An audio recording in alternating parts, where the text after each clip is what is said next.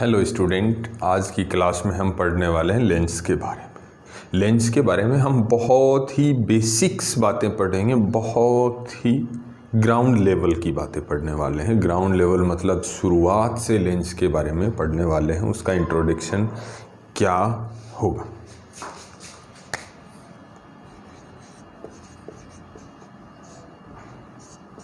तो मैं किसी भी एक लेंस का आपको चित्र बना के समझाता हूँ, ये पूरी बात की कैसे क्या बात है।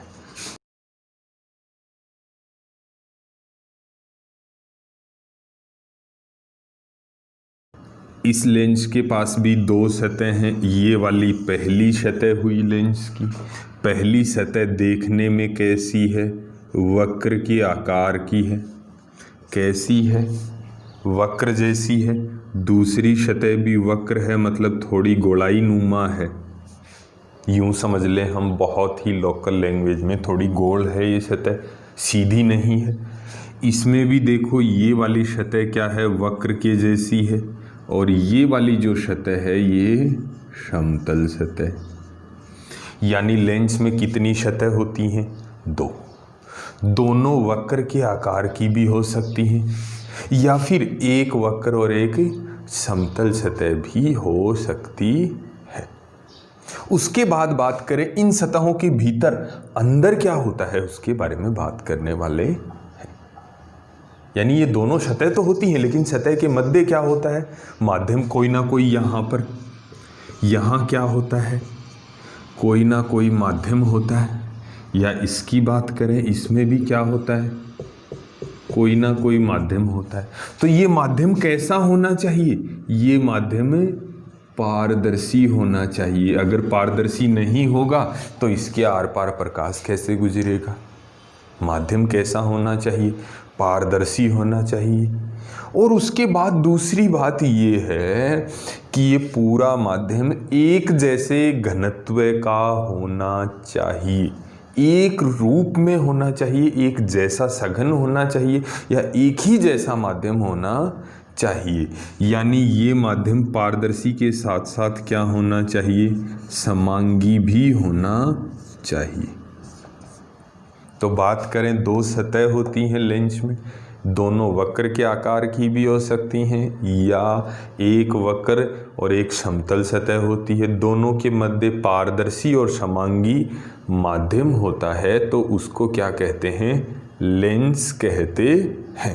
ये बात हम अब लिखने वाले हैं।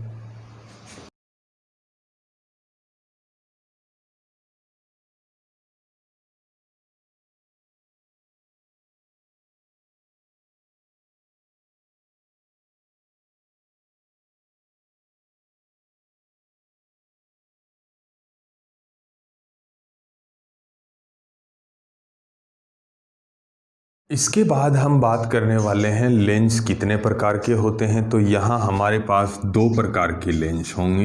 एक होगा उत्तल लेंस और दूसरा होगा अवतल लेंस। ये दोनों लेंस हैं। अब हम इन दोनों के बारे में विस्तार से पढ़ने वाले हैं। सबसे पहले बात कर लेते हैं हम उत्तल लेंस के बारे में।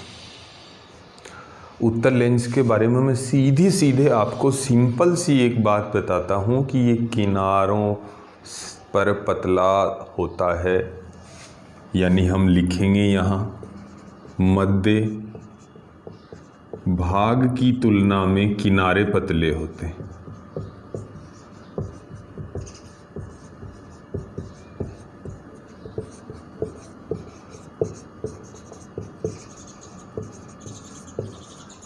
क्या होता है? मध्य भाग की तुलना में किनारे पतले होते हैं।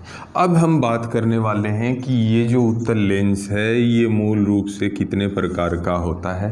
3 प्रकार का होता है, जिसका डायग्राम अब हम बनाने वाले हैं।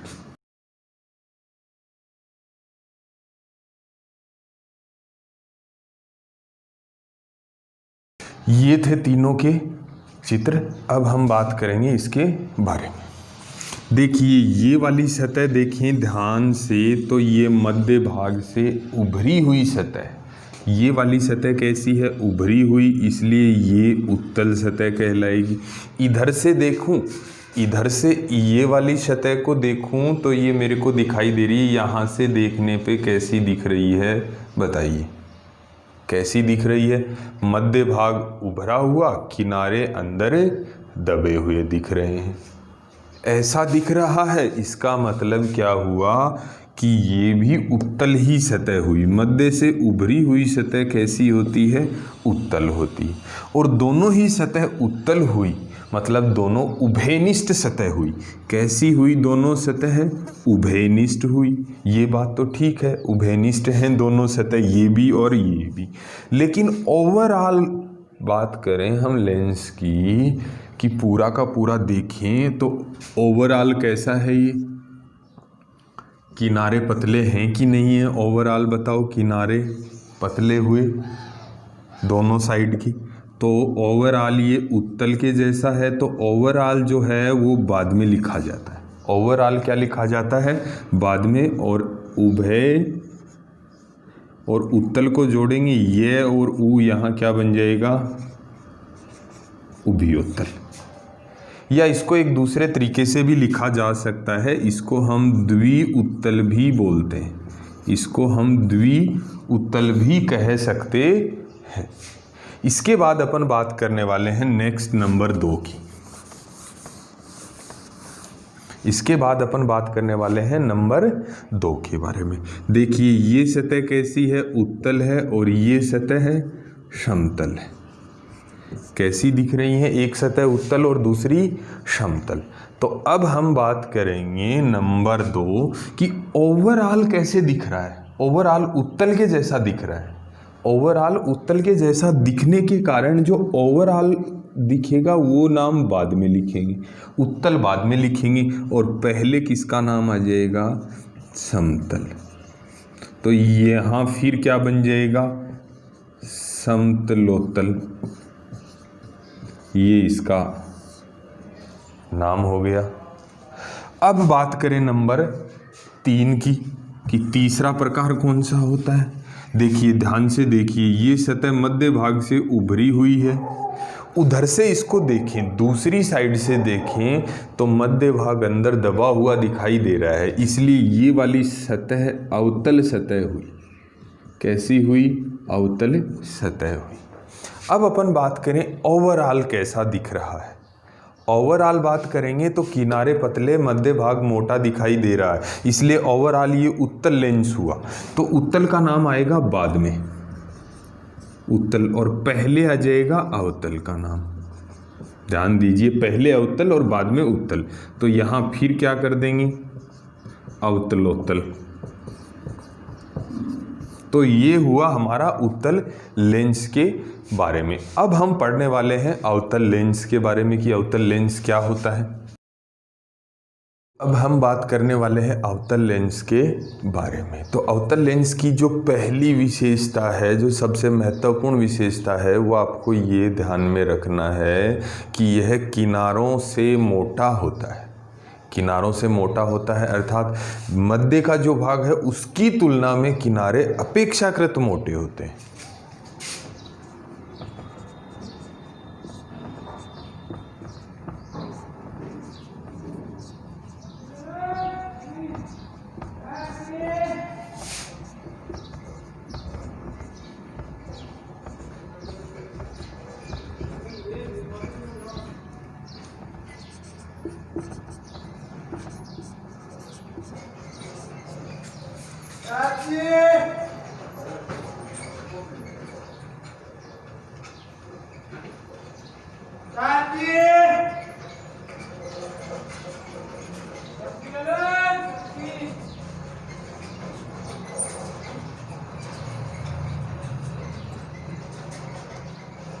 उसके बाद में मैं बता दूं, अवतल लेंस भी उत्तल लेंस की तरह ही 3 प्रकार का होता है।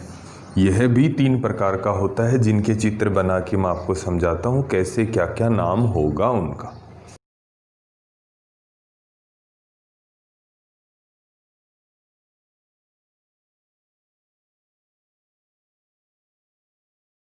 तो ये हमने बना दिए 3 लेंस।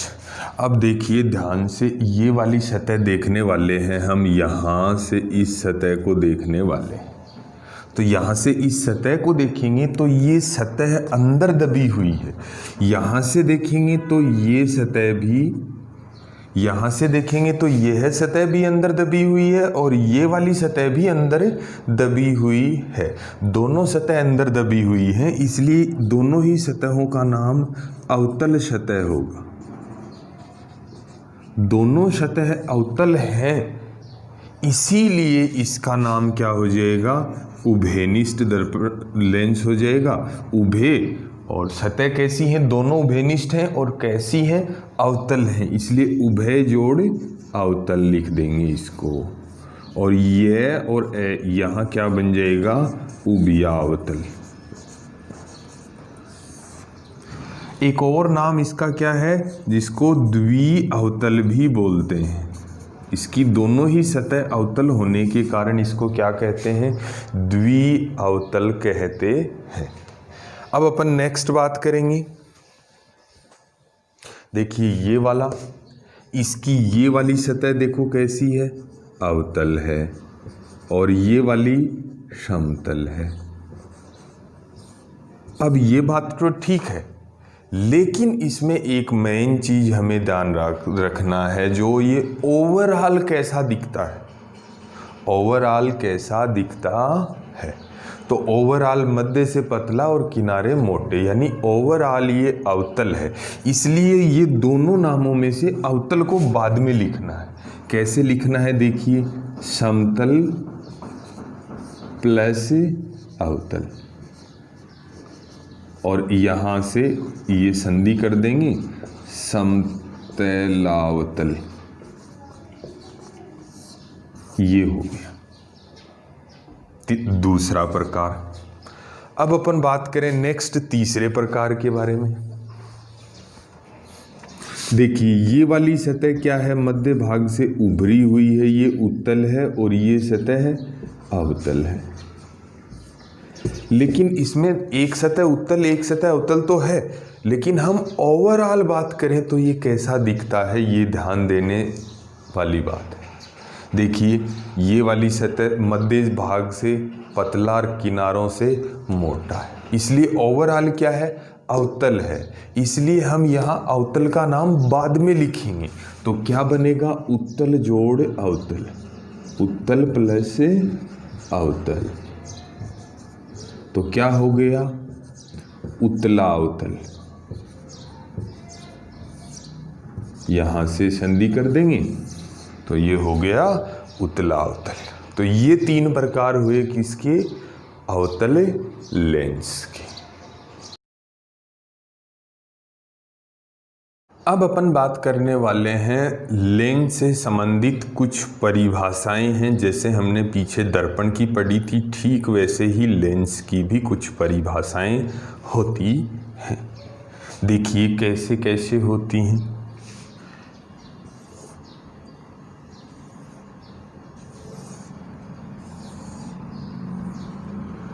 ये हमने एक लेंस बनाया, उत्तल लेंस।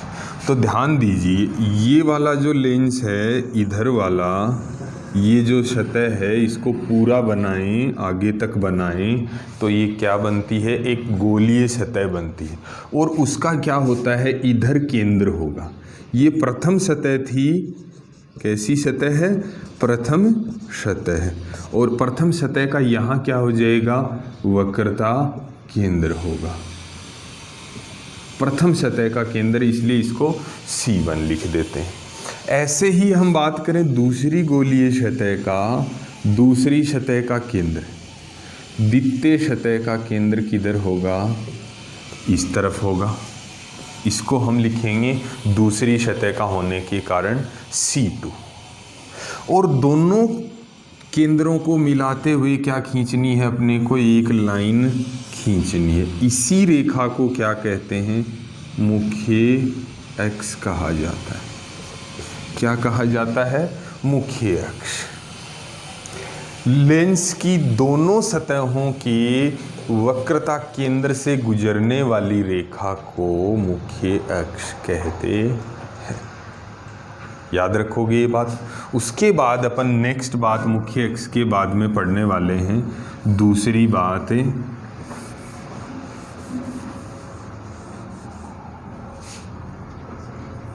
देखिए, मुख्य अक्ष पर इस अक्ष के ऊपर, इस अक्ष के ऊपर ही, ये हो सकता है इधर भी हो या थोड़ा सा इधर हो या बिल्कुल मध्य में हो, एक बिंदु ऐसा होता है जहाँ से कोई भी प्रकाश किरण डाली जाए तो वो बिना मुड़े सीधी चली जाती है। अगर इधर से आपने डाली प्रकाश तो ये सीधा चला जाएगा, अगर आपने इधर से प्रकाश डाला तो वो भी क्या होगा, सीधा चला जाएगा। तो ऐसा जो बिंदु होता है, ऐसा जो बिंदु होता है जिससे होकर कोई भी प्रकाश किरण गुजरे वो हमेशा सीधी चली जाती है, इस बिंदु को प्रकाश केंद्र कहते हैं। ऐसे बिंदु को क्या कहते हैं, प्रकाश केंद्र कहते हैं। और प्रकाश केंद्र की विशेषता क्या होती है, प्रकाश केंद्र से गुजरने वाला प्रकाश हमेशा बिना विचलन के सीधा निकल जाता है। अब अपन बात करने वाले हैं नेक्स्ट, कोई भी लेंस हो, ये देखो, ये इसकी मुख्य अक्ष हो गई, ये प्रकाश केंद्र हो गया, इसको ओ से लिखेंगे। मुख्य अक्ष के समांतर इधर से प्रकाश डालिए या इधर से डालिए, दोनों तरफ ऊपर नीचे कहीं से भी डाल सकते हो। ये प्रकाश क्या होता है, अंदर की तरफ मोड़ देता है, ये बात हमें याद रखनी है। मुख्य अक्ष के समांतर आने वाला प्रकाश लेंस से गुजरने के बाद, लेंस से परावर्तित नहीं होगा, लेंस को पार करने के बाद मुख्य अक्ष को जिस बिंदु पर काटता है उसको कहते हैं फोकस बिंदु। यहाँ से भी कर सकते हो, ये वाला प्रकाश भी इधर ही जाना था। मुख्य अक्ष के समांतर आने वाला प्रकाश लेंस से गुजरने के बाद मुख्य अक्ष को जिस बिंदु पर काटता है या काटता हुआ प्रतीत होता है उस बिंदु को कहते हैं मुख्य फोकस बिंदु। यानी ये मुख्य फोकस है, ये बात भी आप याद रखोगे, इसको मैंने मुख्य फोकस कहा है। इसके अलावा अपन बात करते हैं कि जो ये वाली दूरी है, ये वाली दूरी, इतना ही दूर अगर इधर आ जाएंगे हम तो यहाँ भी एक बिंदु होगा एफ डैश। इस एफ डैश को द्वितीयक फोकस बोलते हैं। इसको क्या बोलते हैं, द्वितीयक फोकस बिंदु।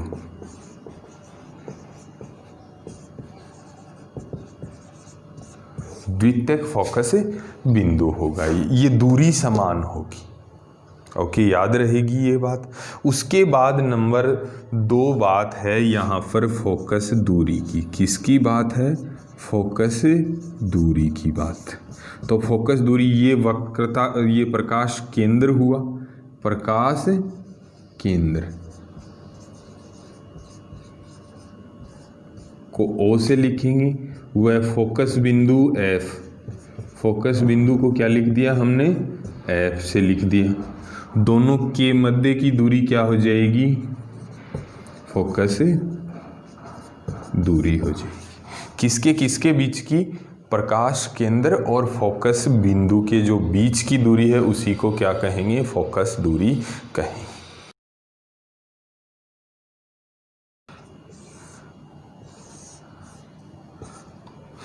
ये पहला पृष्ठ जो है, ये पहला पृष्ठ है, इसका केंद्र इधर आएगा, दूसरे पृष्ठ का केंद्र क्या आएगा, इधर आ जाएगा, या थोड़ा आगे बना लेते हैं, ये दूसरे। तो इन दोनों को मिलाते हुए एक रेखा खींच रहा हूँ मैं, ये क्या हुई, मुख्य अक्ष हुई।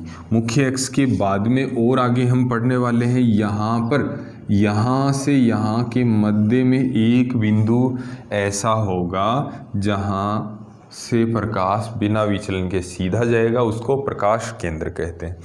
अब डालते हैं मुख्य अक्ष के समांतर प्रकाश। समांतर डालेंगे तो ये प्रकाश को क्या करेगा, बाहर की तरफ विचलित कर देता है। तो लेंस से गुजरने के बाद वाली प्रकाश किरण, इस प्रकाश किरण को देखना है, क्या यह प्रकाश किरण मुख्य अक्ष को आगे जाके काटने वाली है? नहीं काटने वाली है, तो इसको क्या करो, पीछे बढ़ाओ। और पीछे बढ़ाया तो यहाँ पे इसने काट दिया, इसलिए ये क्या हुआ, मुख्य फोकस हुआ। ये हुआ मुख्य फोकस। अब इतना ही दूर, सेम दूरी पर इधर एक और दूसरा एफ डैश बना लेंगे, जिसको द्वितीयक फोकस कहते हैं। और ये वाली दूरी फोकस दूरी होगी। इस वाली दूरी को स्मॉल एफ यानी फोकस दूरी कहते हैं।